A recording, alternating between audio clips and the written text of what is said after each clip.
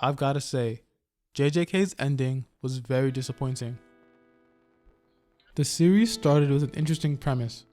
Itadori, for whatever reason, is a vessel that can hold Sukuna, and to help the sorcerers destroy the spirit once and for all.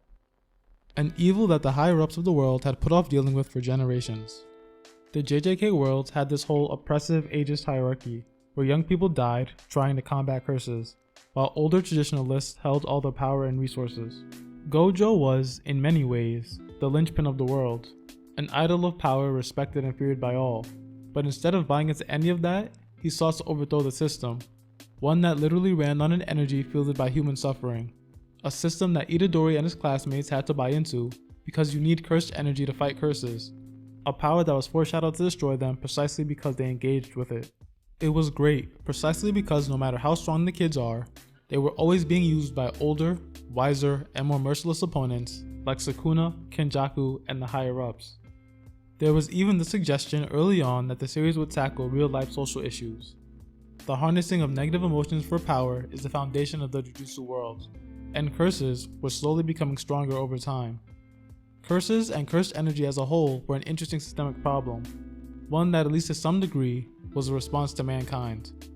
JJK had the potential to tackle real-world ideas like examining the true nature of humanity or the consequences of following tradition unquestioningly, but only tackled such themes superficially, if at all. When I started reading JJK, I'd hoped that these threads and ideas would be followed up on, the way that Gege had set up all their pieces, the world, the hierarchy, the power system, the goal of getting all 20 of Sukuna's fingers. I thought that there was a stronger direction for the story, but it's clear to me now that a lot of Gege's decision making is based on whatever they feel like in that moment, and that's perfectly encapsulated by the final battle against Sukuna.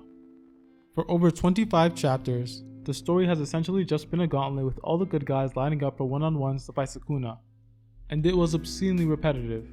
Character confronts Sukuna, character gets hyped, character does minor damage, and then Sukuna wipes the floor with them.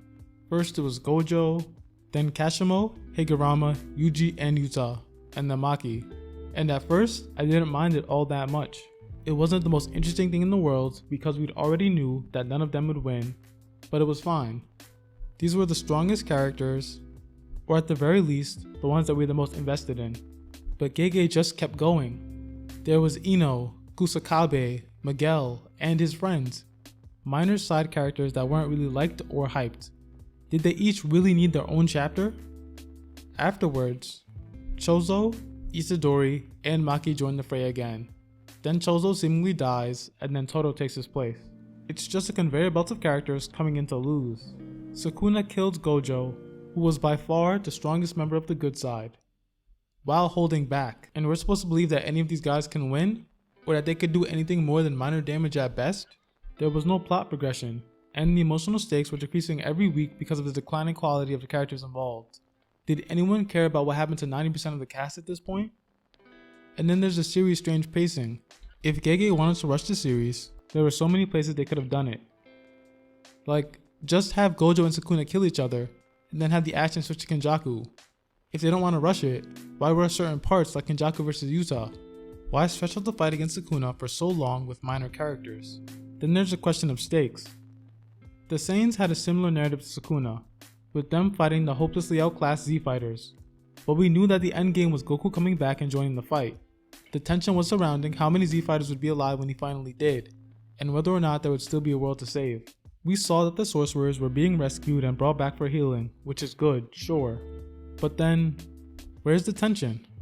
We knew precisely what the Saiyans would do if the Z-Fighters couldn't stop them. They'd wipe out all life on Earth, steal the Dragon Balls, and then sell the planet. If Sukuna wins, he's going to proceed to... Wait, Sukuna isn't really working towards anything, besides doing whatever he wants and killing people he doesn't like, which he's already been doing. Sukuna's fine as a villain, but the way I felt when he died really solidified the fact that I think Kenjaku would have been a better final antagonist. I just felt like there should have been more here. Now, there were a couple of things that I did like. I really enjoyed the twist with Yuta taking Gojo's body. It definitely shocked me because that's a maneuver you typically leave for villains, but it's a great moment of Yuta characterization. And both Chozo and Todo had a couple of cool moments. I also liked that Itadori finally got a chance to show off a cool skill set. and Sukuna's spiteful rejection of Yuji even at the very end was nice to see. But I wouldn't say that the road up to this point was worth it. Too much worthless action that just took up time that could have been better spent elsewhere. And I'm sure I'm going to get at least one response that's something like, the manga is literally called Sorcery Fight. That's what the story's about. Of course there's going to be a bunch of them. And to that I say, even battle shonen, a genre that at times gets ragged on for being superficial, generally has more to offer than mindless violence. And honestly, JJK's fights haven't been all that great either, but that's a video for a different day. But that's all for now. If you enjoyed the video, please like, comment, and subscribe. It really helps me out, and please stay tuned for more.